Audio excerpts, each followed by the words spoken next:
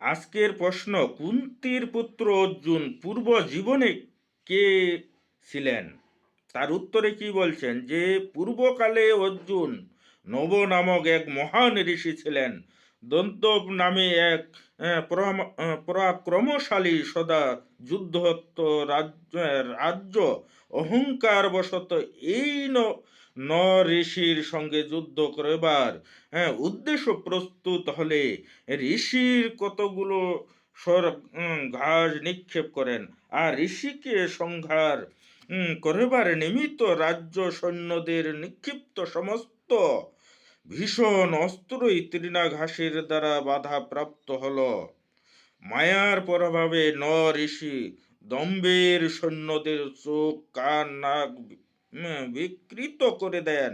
সারা আকাশমণ্ডল স্বর্ঘাসে ছেয়ে গেল।